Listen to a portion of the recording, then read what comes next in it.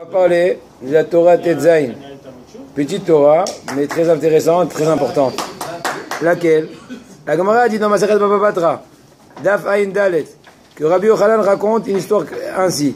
Une fois, j'étais en train donc de voyager dans un bateau, donc en pleine mer, et j'ai vu ce fameux poisson qui sortait sa tête des eaux, et il ressemblait ses deux yeux comme deux lunes.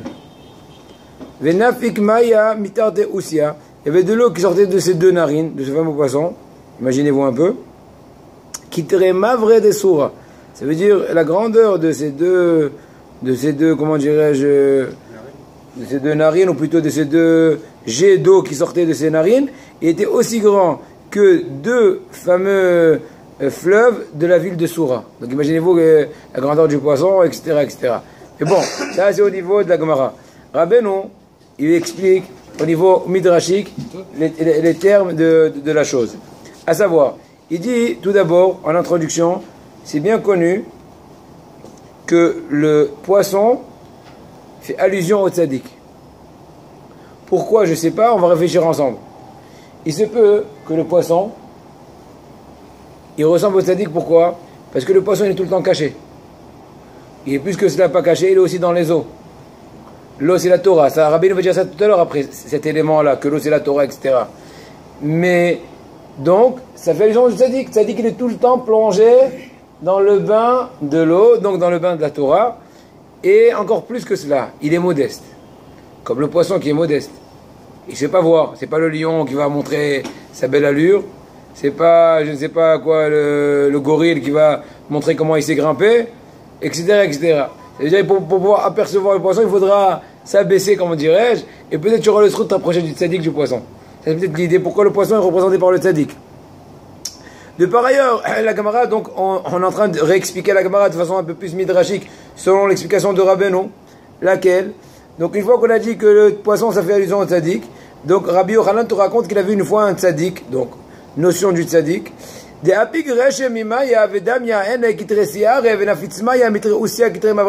on a dit qu'il sortait sa tête de l'eau, et ensuite il y avait l'histoire des deux yeux et l'histoire des deux narines. D'accord.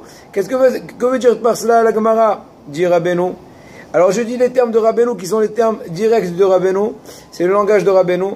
Je lis Ki efshar le tzadik liot ma'shavto meshotetet tamid be'ochmot elyonot כי לפעמים צריך לתת לאות לעסוק בדברי העולם כמו שאמרו חכמינו זכרם לברכה ממנעות צדיקתת פעמים ביטולה של תורה זוהי קיומה. Il faut savoir qu'il y a une certaine notion qui s'appelle que, il faut savoir d'abord, une petite introduction, une petite parenthèse. La Gemara, nos sages, en d'autres mots, sont très très rigoureux face à une personne qui s'empêche d'étudier la Torah. Qui peut étudier, une personne qui ne peut pas ou qui ne sait pas ce qu'est l'importance de la Torah, bon, c'est un autre cas. Je n'ai pas dit qu'il n'est pas tour, mais bon, disons qu'il est moins gravement jugé. Ça ne veut pas dire qu'il est dans le beau drap, parce que le pauvre ne sait même pas c'est quoi le goût de la Torah. En tout cas, une personne qui sait étudier, qui peut étudier, chacun à son niveau. Un, il sait dire des halachot, l'autre, il sait dire des mishnayot, l'autre ceci. Et il s'empêche d'étudier, il y a un onesh, une punition de bitul Torah, de manque d'études de Torah, puisque ça se marquait dans Iyov, Ad bil'i ruki, traduction littérale, jusqu'à que j'avale ma salive. Haramim me disent que si tu fais un temps d'arrêt dans ton étude, aussi petit que celui de ravaler sa salive au milieu de la discussion, eh bien des fois on peut être jugé sur ça. Il est vrai que nous, comme tu dis, des fois on a besoin d'une petite pause. Imaginons on a étudié une bonne heure, 60 bonnes minutes. De temps en temps, un petit café, une petite blague, un petit j'ai entendu, un petit, tu sais, je suis vraiment énervé ce qui s'est passé hier. Peut-être c'est permis, mais en tout cas pas trop. Si tu sais que tu vas dévier, il vaut mieux pas commencer. Mais si tu sais que 3-4 minutes, ça va t'aider à te décharger, pour pouvoir te réconcentrer, ou mieux te concentrer, pour pouvoir tenir le coup, parce qu'autrement tu risques de, comment dirais-je, de rêver. Parce que des fois quand tu as une petite perturbation, donc tu rêves, tu n'as coup de rien, tu es là, le corps est là, mais la tête est dans les nuées, dans les nuages. Donc, ça c'est sûrement permis. En tout cas, avec mesure. Mais maintenant, on parle de façon très générale. Tu peux utiliser, il manque rien. Comme ce qu'on dit. Tu as fait ta douche, tu as pris ton café, tu as pris ton pouce café, tu as pris ton jus, tu as fait tes pompes, tu as fait tout. Et voilà. Ouvre, fais quelque chose. un petit truc. Ouais, mais je comprends rien. À ton niveau, mais j'ai pas les nerfs. Quoi, t'as pas les nerfs? Est-ce que tu es conscient que chaque mot, c'est extraordinaire, Dan, chaque mot de Torah, imagine-toi, tu vas ouvrir le Chumash. Tu vas étudier Rashi sur 2 psukim. Imagine-toi, d'accord? Alors, El Avraham, mort, l'air, lecha, mais Azera, tu lis un peu le Rashi. Combien tu as lu de mots? 10, 20, tu as un peu réfléchi et tout. Chaque mot, c'est une mitzvah. Et chaque mitzvah, l'étude de la Torah, elle est considérée comme les 613 mitzvot. Est-ce que les Télim sont le niveau? Bien sûr. Non, question. Télim, Torah écrite. c'est marqué. Ça dépend. Si tu dis Télim avec les commentateurs, c'est sûr que c'est d'étude. Si le Télim, tu le lis comme un train, c'est toujours bien. Mais est-ce que tu auras le sachar sur ça, comme l'étude d'un Chumash Rashi, d'une Gemara, d'un ceci, d'un cela? Non. Quand je dis non, c'est pas moi qui dis non. Abou Vadé, il met un grand pile-poule. Ah, il s'est marqué dans un midrash. Dans un midrash que David Amelech a demandé, qu'il a demandé à Kadosh Baruch Hu. Quand ça le midrash dit, vous m'écoutez Rabotai? Hachem, fasse que tout celui qui lit mes psaumes soit considéré comme étudiant les lois les plus compliquées, comme ceux des lois de pureté, et etc. Alors donc on voit de cela a priori qu'il y a oui l'importance de dire le Télim. Attention, j'ai rien dit contre les Télim. On est en train juste de peser au niveau, comment dirais-je, récompense d'études, avec un grand E. Je suis pas en train de parler du mérite, des supplications du Télim. C'est pas notre point de vue actuellement. Eh ben, c'est vrai qu'il y a un tel midrash, mais on a le fameux Rabbi Chaim Mivologine, talmid éminent du Gaon de Vilna, Rabbi Eliyahu Kramer, qui dit c'est vrai que David a demandé, mais c'est pas marqué dans le midrash que Hachem l'a exaucé. Donc c'est vraiment pas sûr que quand on étudie, quand on lit, du Télim, qu'on ait une récompense telle que, au moins, que celle que tu étudies en Chumash Rashi, une petite... Je t'ai dit c'est quand même si c'est pas tel que... Est-ce que je peux être plus clair dans mes propos que ceci? Entre guillemets, ce Rav qui a dit ça, entre guillemets, Oui. il a quand même parlé sur le roi David. Il n'a pas parlé du tout. Non. Moi, je pense pas que non. le roi David... Tu sais que étudier sans comprendre, ça vaut rien. C'est peut-être ségoulique, j'ai pas dit. C'est sûr que c'est mieux de s'asseoir, de fumer un joint ou de... J'en sais rien. T'es d'accord avec... Je suis d'accord avec toi. Il y a un mérite, il y a un grand mérite, ce que tu veux. Maintenant, on part au niveau de comment dirais-je, de comparaison. Est-ce que tu peux comparer une personne qui s'est cassé la tête à comprendre, sans trop se casser la tête, à lire un hommage Rashi, comprendre, réfléchir, traduire, résumer, qu'une personne qui a lu entre-temps 15 Télim, ils ont le même mérite? Non, formellement. J'ai pas peur, je le dis. C'est pas moi qui le dis. Il y a que Dieu qui sait. Baba, Yeshposkim, comment tu peux dire ça? Mais le roi David, il est plus qu'un poissec. Tu comprends Il connaissait toute la Torah orale, écrit tout. Tu parles toi maintenant par sentiment. Non, moi je parle par halakha. Oui, tu parles par sentiment. Le roi David il est extraordinaire. Je t'ai déjà dit. Je parle pas. Le Rav qui a dit dans le Midrash. Rav Ovadia il a un très grand pile-poule sur ça. Dans l'El Shavuot, il y a un pile-poule ce qu'il faut étudier ou lire le Télim, etc. Sans rentrer dans le détail. Eh bien il a un pile-poule. En fin de compte, c'est pas du tout clair, ou plutôt c'est presque sûr que non. On n'a pas le mérite. Il faut comprendre, c'est nuancé ce que je dis, je comprends pas la nuance. J'ai pas dit que c'est pas bien, j'ai pas dit que c'est pas valeureux, mais relativement, c'est moins que l'histoire d'étudier. Tu peux pas, c'est clair, il n'y a pas de souci, il n'y a pas de doute. Par contre, il y a des fois... C'est des soldats aussi. Non, pas de doute, c'est clair. C'est clair. Encore une fois, tu étudies le Télim ou tu le lis? Les deux. Non, elle dit pas les deux. Toi, tu comprends tout ce que tu dis quand tu lis le Télim? Non. Alors, qu'est-ce que tu te moques de moi? Alors, qu'est-ce que tu m'attaques? Tu me dis, David, si tu lis le Télim comme David, c'est peut-être bien. Mais non, je dis pas ça. Je revenais juste sur ce que le Rav dans le Bon, il continue, lui. Est-ce que c'est pas sûr qu'il a été exaucé ou pas? Ouais, tu vois, il y a plus de chances qu'il a été exaucé que autre chose. Quand il a dit ça, Rabbi Chaim Mivologine, il s'est pas assis, il a deviné, sûrement il n'a pas répondu. Il y a plein de preuves, il y a un calcul de Midrashim, de Gemarot, de Poskim. Moi, je t'ai juste dit une petite idée. Tu veux pas maintenant te baser sur une idée et te faire une contre-attaque alors que tu connais même pas tout le dossier? Vaïte, aïe, aïe, aïe, aïe, aïe, aïe. Hein? Je continue quand même, chers amis. Donc, j'étais en train de dire que David Ameller, donc au niveau d'études de la Torah. Maintenant, je reviens à ce point-là. La Gemara de Maseret Nahot dit que quand bien même il y a la gravité de s'arrêter et de s'interrompre dans l'étude, encore une fois, chacun selon sa force, sa possibilité, sa situation, et bien quand même, des fois, bitula zokiyuma. Des fois, comment dirais-je, arrêter son étude, c'est pour en fin de compte renforcer l'étude. Mis à part le fait que des fois on a besoin de s'aérer pour pouvoir défendre, c'est sûr, mais aussi il dit ici un peu plus que ça. Il dit que le tzaddik, il ne peut pas rester tout le temps dans ses pensées, en train, entre guillemets, de planer dans toutes les sagesses extraordinaires, supérieures, parce que des fois il faut sortir dans le champ de bataille, entre guillemets, et se rapprocher du monde, comme pour pouvoir les rapprocher d'Akadosh Baruch Hu. Il va détailler Rabbi un peu plus. Oui. Le rabbi et son beau-père, ils jouent aux échecs. Et alors? Non, mais non, pas alors, c'est pour nettoyer, justement, pour cette pause. Qui est pour des fois cette pause, ouais, c'est possible, très bien. Et quand apik recha mimaya, on a dit que le fameux poisson, des fois, il sortait de l'eau. N'est-ce pas? On a dit, quand il sortait sa tête. Qu'est-ce que veut dire que le poisson sort de l'eau? C'est-à-dire, en d'autres mots, le tzaddik, qui est considéré comme le poisson, qui est en machal avec le poisson, eh bien, il sort de l'eau, en fait, c'est de la sagesse. Bien connu que l'eau, c'est la Torah. Il y a plusieurs psukim que la Torah est comparée à l'eau. Pourquoi? Parce que de même qu'on ne peut pas vivre sans eau, on ne peut pas vivre sans Torah. C'est l'explication la plus première. Et quand elle est considérée comme le feu? Primordiale. Et des fois la Torah elle est considérée comme le feu. Dans l'aspect qu'elle purifie. Comme le feu qui est le degré de purification le plus haut dans la cachérisation des ustensiles, une fois qu'ils ont avalé des éléments non cachers, etc. Et pourquoi les yeux sont comparés à des lunes? À la lune? On va essayer de peut-être comprendre ensemble. La lune, c'est la Emouna. Tout à l'heure. La lune, c'est la Emouna aussi. Peut-être. En tout cas, on va d'abord écouter Rabbeinu. Et après, on va rajouter sur Rabbeinu. Je dis ça, Rabbeinu. C'est possible, oui. C'est avec Yoshua et Moshe. Yoshua Kalevana et Moshe Keshemesh. Viens, on va l'écouter d'abord.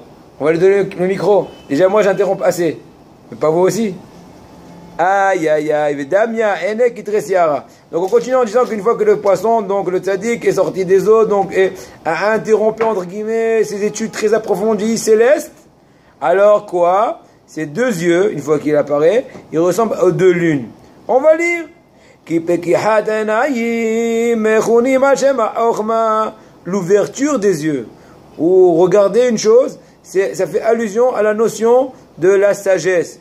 Il y a un pasouk qui est marqué dans Parashat Bereshit avec Adam et Chava, après la faute d'Adam et Chava, etc., avec toutes les explications de la faute, etc.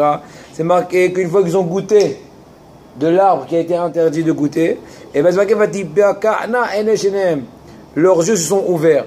On ne parle pas qu'ils avaient les yeux fermés, ils n'avaient pas conjonctivite, mais en fait, ils ont eu la sagesse, la connaissance, la perception, la force de perception. Donc on voit qu'encore une fois que ouvrir les yeux, c'est en fait percevoir au niveau intellectuel, au niveau spirituel, au niveau de sagesse céleste, etc. Elle dit aussi, Damia Enek Siara. Donc les yeux déjà, c'est en rapport déjà avec la sagesse, comme ce qu'a expliqué tout de suite. Quand une personne étudie la sagesse, on parle de la sagesse de la Torah, bien sûr. C'est la sagesse. Les autres sont que des sciences, pas des sagesses. Azai Enav Bipinat Shemesh. Ça veut dire quand il est dans le bain de la Torah, dans l'océan de la Toiro, aïe, aïe, aïe, aïe, aïe, l'océan. Aujourd'hui, j'ai fait un pile-poule à mon ami, il était comme ça. Pourquoi? Parce que ça fait déjà 2-3 jours j'écris sur un sujet, et je ne savais pas sur qui me défouler. Habibi, il comprend très vite. Habibi, il a dû prendre après 2 Doliprane. Mais c'est pas grave, c'est beau. Et quand tu es dedans, c'est extraordinaire. C'est intégré. C'est l'océan de la Torah. C'est pas l'océan Atlantique, c'est plus que cela. L'océan Pacifique. Hazak. Les yeux du tzaddik lors de son l'étude de la Torah. Aïe, Michael, je vois que c'est de la névoie. Aïe, aïe, aïe, les escrocs des chéras. Non, c'est Akadosh Baruch Hu. Ashga'a pratit. Ah, ma t'en après, je t'explique. Azay enav inat shemesh. Il te dit, ses yeux sont comme le soleil. Ukshem salek et atzmo mi orma eliona. Quand le tzaddik s'interrompt un peu de la sagesse céleste, c'est comme le coucher du soleil. Relativement, vous comprenez un peu l'idée. Le soleil, c'est la splendeur, c'est la clarté, c'est etc. C'est le maximum de lumière, le maximum de vue. de sagesse donc, avec toute l'histoire des yeux. Donc au coucher du soleil, quel est le nouveau luminaire qui est en fonction, frère? La lune. Au clair, non. La lune. Donc ça fait un peu allusion à ça. Il dit, j'ai vu le poisson qui sort la tête de la mer. En d'autres mots, le tzaddik, qui est un peu interrompu de tout ça. Aspect céleste. Et qu'est-ce qu'on voit les yeux? Yeux, sagesse. À quelle intensité? Intensité lune. C'est-à-dire quoi lune? Un peu atténuée. Puisque maintenant il a quitté le summum du soleil, de l'intensité de la Torah, il vient un peu plus vers le peuple. D'accord? Est-ce qu'on peut continuer? Très bien. Il dit qu'Isiara en miria elakad nistale kashem. C'est bien connu que la lune ne commence à être en évidence, elle est toujours présente, mais sa lueur n'est en évidence que après après l'éclipse du soleil. Enfin, que le soleil serait il y a eu le coucher du soleil. Vous savez très bien qu'on dit Anishmat Kol Ay. Ken? Ilupinu Marishila Kayam. Ulshonenu Rinaka Amon Galam. Vesiftotenu Shevach Kemerag. Ve'enenu. Mais Irot Kashemesh.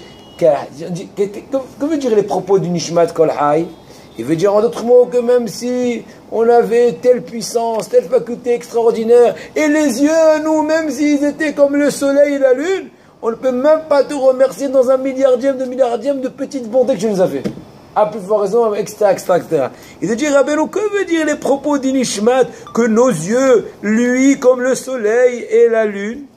Il te dit parce que des fois, ils ont la faculté, entre guillemets, de luire comme le soleil.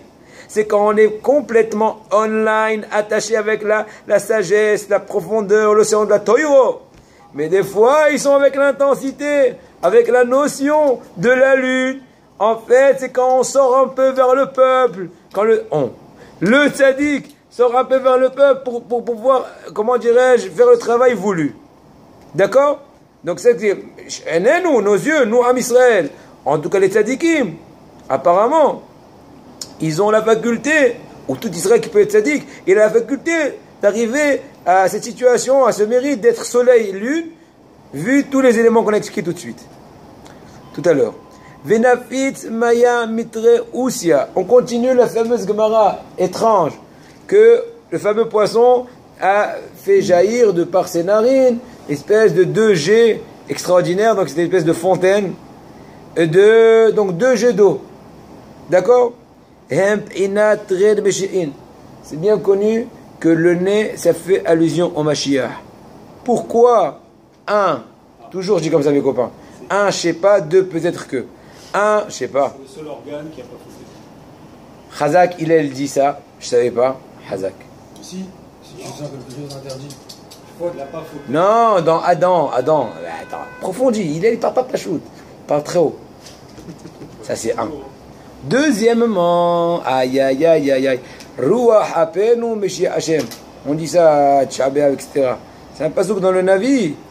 Dans Echa. La fin de Megillat Echa qu'on lit dans les Kinot. Ruach apenu Meshiach Hashem. Traduction littérale, le souffle de notre vie.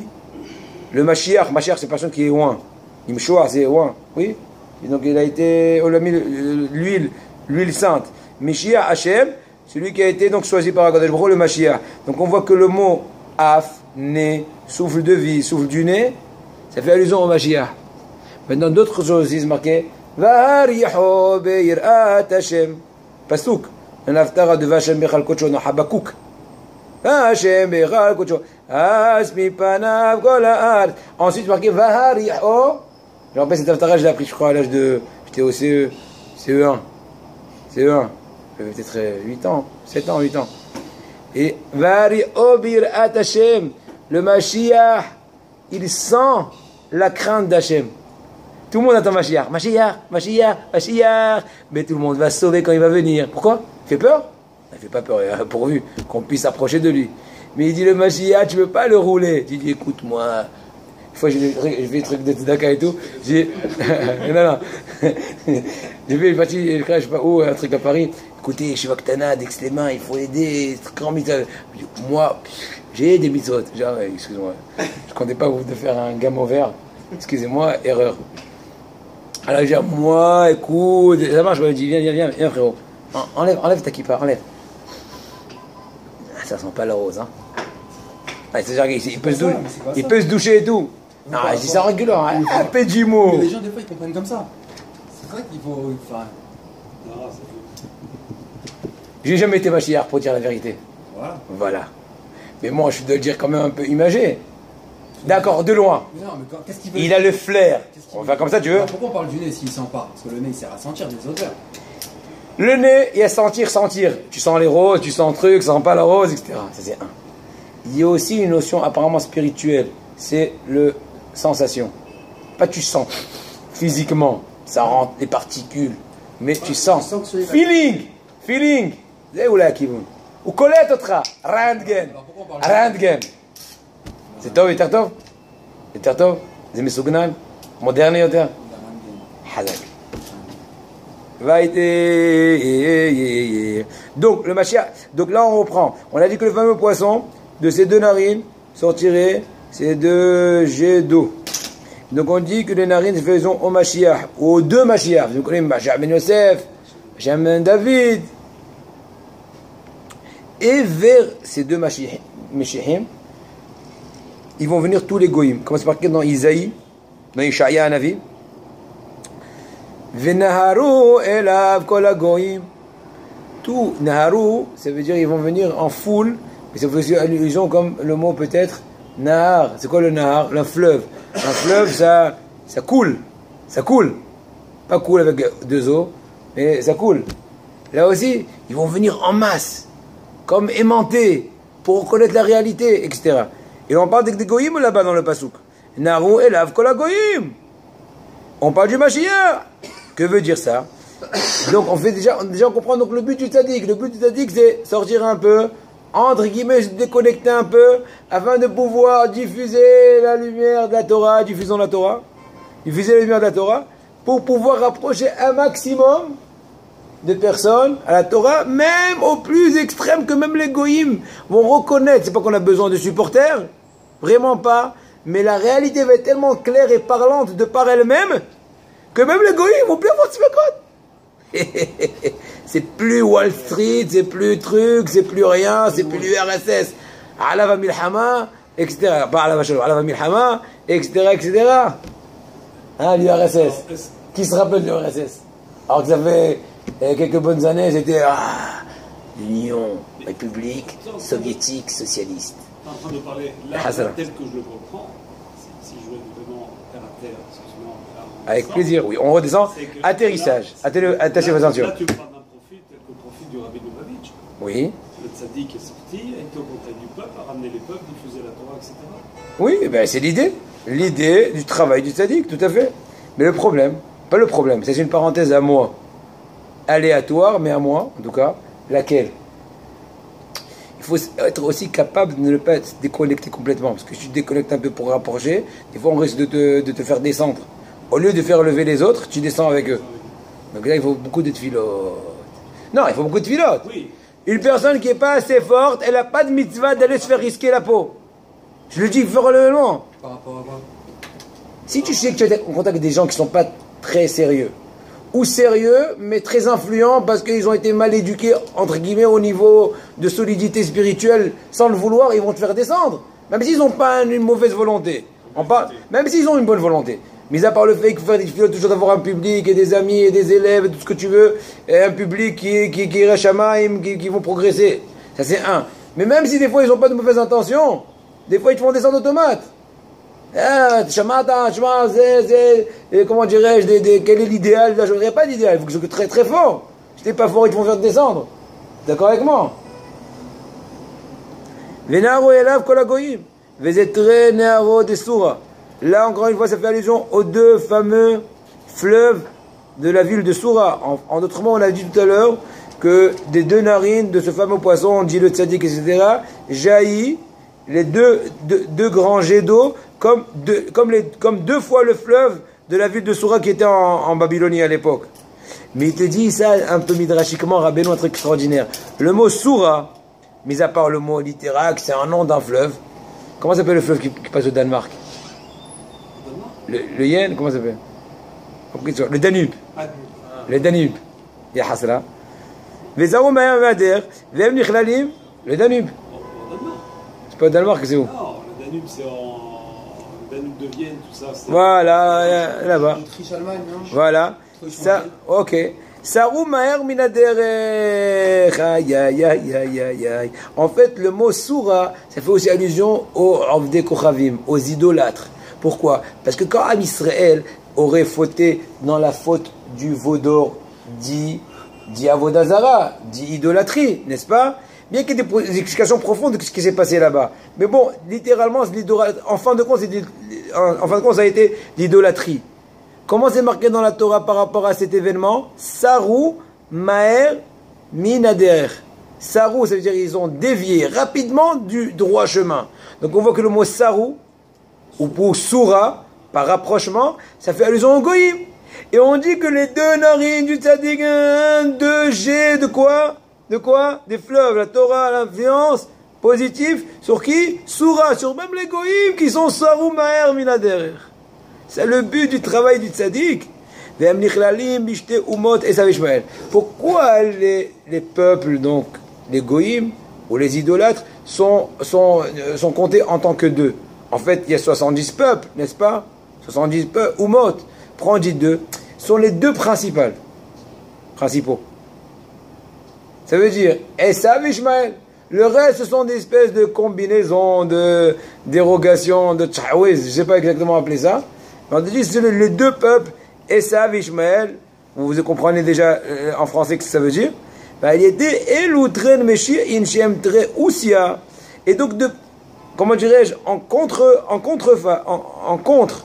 on a les deux narines, en d'autres mots, les deux Meshiach, comment est-ce qu'on a expliqué? Oui, alors quoi? Ça vient rapprocher les deux gros peuples, les deux gros idolâtres. Ça vient réparer tout. 2 contre 2 par 2. 2 contre 2 par 2. Vous avez compris? Outre Oumin, Esav Ishmael, et l'autre Ananin Imchasin al-Ainin. Les deux fameuses nations, Esav, dit tout ce qui est catholisme, etc. Ishmael, tout ce qui est islam. Et bien ces deux-là sont comme des nuées qui recouvrent les yeux. Quand on parle des yeux, à quoi fait allusion? On a dit Michael, c'est quoi les yeux? La sagesse. On a expliqué tout à l'heure. Ils ont ouvert les yeux, la sagesse, perception, Adam, Ava, après avoir goûté le fruit de la faute, etc., n'est-ce pas? Alors il te dit comme ça. Il te dit que les deux nations, c'est comme des nuées. Donc c'est l'aspect négatif pour l'instant. Comme des nuées devant les yeux. Donc la nuée, ça peut des fois même à la rigueur aveugler. Ça peut faire perdre la vue à la personne. Donc le tzaddik, je devance ce qu'il va dire Rabbeinu, après on va relire peut-être dedans. Le tzaddik, comme ce qu'on dit, il vient un peu plus tôt un peu plus tôt que plus tard. Ça veut dire s'il reste tout le temps, entre guillemets, dans son océan de la Torah, de sagesse spirituelle, il risquerait entre-temps de s'établir une situation des nuées des goïm, qui est la nuée, c'est la faculté de porter atteinte aux yeux, à la sagesse du tzaddik, et des fois ça peut être irréversible. Donc le tzaddik à l'avance, au lieu de comment dirais-je, de les laisser le mazik, lui il va les ramener au bon, en sortant un peu, en diffusant la Torah qui sont les deux G, de parler de Meshi'im, etc., etc. Comme ça je comprends la chose. Inun tre ananin b'chasin al ainin, she'en yicholim la'ir tamid b'inat shemesh, ובשביל זה צריך צדיק לבטל את דבקותו כדי שלא יתגברו האומים עשו ישמעאל על עיניו. Il faut que le tzaddik des fois, pour la bonne raison, arrête un peu de sa dvekut. C'est quoi dvekut? Attachement à Hachem, tout le temps que dans sa Torah, pour pouvoir rentrer neutraliser ce phénomène-là. Autrement, ça peut être complètement irréversible. Vite, patel azve shalom, ormato legamre, ça peut complètement être annulé. Encore une fois, on peut approfondir que les nuées, ça peut être des forces du mal, etc. Mais bon, je ne veux pas inventer. Aval al yedei dre meshi'in, mais de par les deux messies, shafutsu me'anotem utza, que les deux Mashiach, donc Mashiach ben Yosef et Mashiach ben David, ils vont donc faire jaillir les sources de la sagesse, de la connaissance d'Hachem, etc., vers l'extérieur, pour pouvoir irriguer un peu tout le monde, un peu réveiller tout le monde, un peu rapprocher tout le monde, un peu ouvrir les yeux à tout le monde. Ve'yafer le kulam safa berura. Tous auront un langage clair. Il n'y aura plus de plusieurs idéals. Un seul idéal. Un seul. Connaissance d'Hachem, approche d'Hachem, service d'Hachem, amour d'Hachem, crainte d'Hachem, unicité d'Hachem. Et tout ce que vous pouvez encore vous imaginer dans le même genre de liste. Ve'yafer lam kulam safa berura. Un seul langage. Az, et donc là on a la bénédiction du Navi Yeshaya qui dit Ve'aya ora levana ke ora ama. On le dit tout le temps après la Birkat Levana. On dit le pasuk de Isaïe que dans le temps futur, Be'ezrat Hashem bimera beyamenu. La lueur de quoi? De la lune sera comme celle du soleil. Mais continue le pasuk. Et celui du soleil, il sera Shiv'ataim, fois 7, que le soleil aujourd'hui. Donc ça va rester quand même une certaine différence de potentiel peut-être, mais en tout cas la lune va devenir soleil. En d'autres mots, il n'y aura plus besoin de cet arrêt du tzaddik, puisqu'il n'y a plus de contre-attaque, puisqu'il n'y a plus besoin, en d'autres mots, de cette neutralisation. On pourra dormir la nuit ou pas? On pourra dormir la nuit ou il y aura... On y réfléchira. Quand tu me rappelleras cette question quand viendra le Mashiach, je lui demanderai. Et donc c'est ça les derniers propos de Maran, de Rabbeinu dans sa Torah, en disant à ce moment-là, il n'aura plus besoin le tzaddik. C'est quoi le summum rabotai? Il n'aura plus besoin le tzaddik d'interrompre son attache à Kadosh Baruch Hu. C'est la Géoula. Imaginez-vous rabotai. Maintenant c'est con, hein? Oui. Parce qu'il restera dans l'eau. L'eau qui fait allusion à la Torah. Oui, mais c'est pas. Non seulement il va dans l'eau, mais il va tous les rendre des plongeurs. Ah, Hazak. Une plongée marine et par le dos. Voilà. Parce que par en face, tu vas recevoir tac, c'est dangereux. Voilà, Hazak. Et voilà. Et donc, on va encore ajouter un tout petit propos pour finir le shiur. Et Bezrat Hashem, la semaine prochaine, on aura Torah Yudzaïn 17, qui est très longue, très belle, extraordinaire. Le but de la Torah, pour vous donner un peu de l'eau à la bouche, quand même. C'est comme le petit poisson, comme ça, bien mijoté. Et de dire Rabbeinu dans cette Torah, je ne l'ai pas encore fini, sincèrement, mais en tout cas le début est passionnant, que le but du tzaddik dans le monde, c'est de chercher dans chacun des plus petits détails où est-ce qu'on voit la splendeur d'Hachem pour ramener l'honneur d'Hachem et de par cela ramener l'honneur de Am Israël et de par cela faire toutes les réparations qu'il a voulu, etc., etc. C'est le début de la Torah, c'est un truc extraordinaire. Bon, pour ne pas se déballer, pour ne pas trop pour votre truc. Maintenant, je veux juste rappeler quand même. Dans la Torah précédente, dit la Torah 15, on avait quand même commencé la Torah avec le pasouk. C'est pour finir, fréros. C'est le dessert. Borer, il n'y a pas Borer, on a fait hier Borer. Là, on a fait la 16. Bye bye. Maintenant, on va faire la 15, en fait, on l'a déjà fait. Seulement, il manque un petit bout. Il reste encore un peu de temps. Pourquoi le perdre pour rien? Et donc, il dit dans la Torah 15, Rabbeinu, et la Torah commençait en disant Vatem tiulim amlechet kohanim vegoy kadosh. C'est une introduction comme Akadosh Baruch Hu a dit à Moshe face à Israël, que le but du don de la Torah, de la réception de la Torah, c'est qu'en fin de compte, Israël, soit comme un peuple, ou plutôt une royauté de sacerdoce, kohanim, etc. C'est l'explication littérale. Rabbeinu, après avoir expliqué l'autre fois, très longuement, on a expliqué en 2 shiurim, très longuement le but de la Torah en un mot, en mamash en un mot, c'est pour goûter la Torah du futur, l'approche d'Hachem, c'est en ralliant la crainte à la connaissance d'Hachem, et ce de par le jugement. Et là, je voudrais expliquer comment.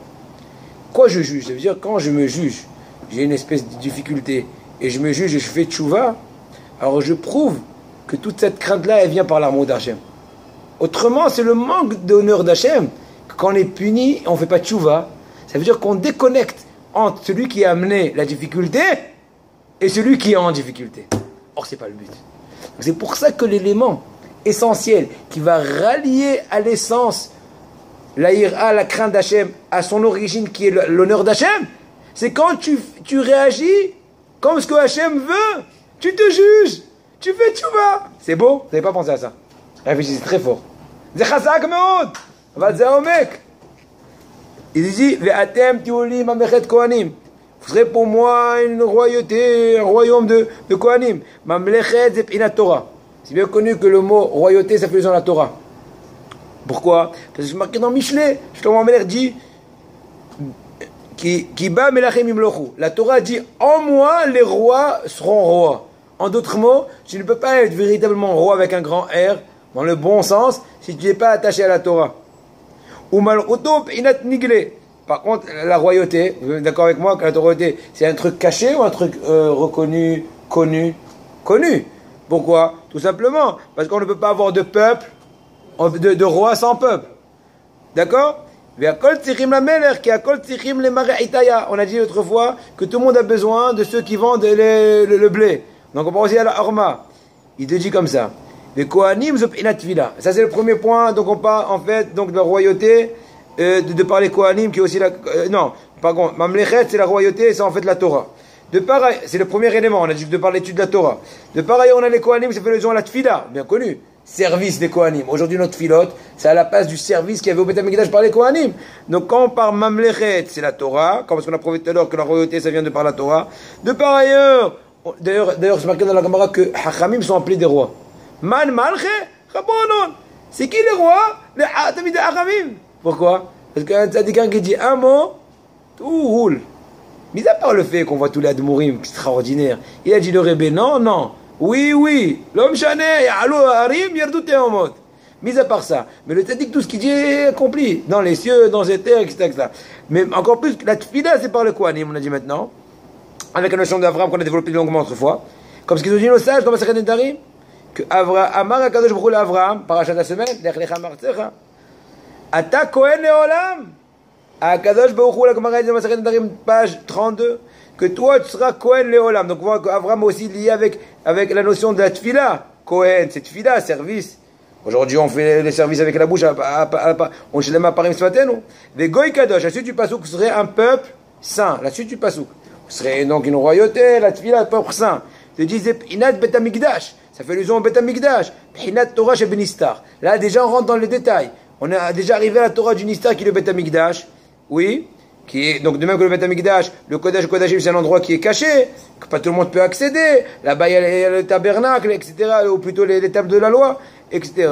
Et c'est ça en fait, il te dit, que veut dire ce pasouk-là qui est l'introduction de l'acceptation de la Torah? C'est que si tu rallies entre la crainte d'Hachem et la connaissance d'Hachem, de par le jugement, oui, alors là, la suite du pasouk, Elea Devarim Hachet Daber. C'est marqué dans la suite du pasouk qu'Hachem a dit à Moshe, voilà les propos que dira Israël en tant qu'introduction de la réception de la Torah, de l'acceptation de la Torah. Qu'est-ce qu'il veut dire Rabbeinu? C'est quoi le mot Elea Devarim? Zep inat ira nikra davar. C'est bien connu que la crainte d'Hachem c'est aussi appelé chose, davar. Elea Devarim. Voici les paroles, voici les choses, voici les propos. On voit aussi que donc la crainte c'est aussi appelé comme un propos, en tout cas au niveau étymologique du mot. Qui ikara dibur shamu. L'essentielle force de la parole, au niveau spirituel notamment apparemment, c'est par rapport, c'est exprimé, la ira elle est exprimée avec qui ikara dibur shamu. L'essentielle force de parole, c'est dans la crainte d'Hachem. Comme ce qu'ils ont dit nos sages, une personne qui a la crainte d'Hachem, ses paroles, ses propos sont agréables. C'est pour ça que des fois on fait une blague. On dit, je vous ai dit l'autre fois que la halakha dit que vous l'avez pas fait, vous me vexez, vous me prouvez que j'ai pas assez de crainte. Si j'avais assez de crainte d'Hachem, vous aurez dû accomplir ce que je vous ai demandé de faire. Vous comprenez? Donc on voit que la vraie parole, quand on enseigne, etc., c'est pas comme Tedirat Shamaim. Veze asher tedaber daika. On l'a dit dans le passouk de Moshe Rabbeinu, Kadosh Baruch Hu lui a dit, voilà les propos que tu vas dire à Israël. Pourquoi c'est marqué que tu vas dire? Zekiyeh lahem davar ba'elai Israël shem pinat mishpat. On sait très bien que le mot Israël, en l'occurrence qui est cité ici, ça fait allusion au mishpat. Moshe, c'est bien connu que c'est la da'at, la connaissance d'Hachem. Et ce qu'il lui a dit, toi Moshe tu parles avec eux, donc tu vas te rapprocher avec Am Israël. Am Israël c'est le mishpat, Moshe toi c'est le da'at, et donc de par le mishpat ça va racoler la ira qui est mentionné dans qu'on a dit tout à l'heure, et Tedaber, avec le da'at de par donc le mishpat. El ben Israël daika qui est pinat mishpat, comme je katouf au kav mishutav Israël. Donc on voit qu'Am Israël c'est par rapport au mishpat, et donc là on comprend tout le lien, et on s'arrête là, Bezrat Hashem. C'est bien, je suis content. De temps en temps, si tu peux, tu mets du vide comme ça après ça. Tu l'as envoyé déjà?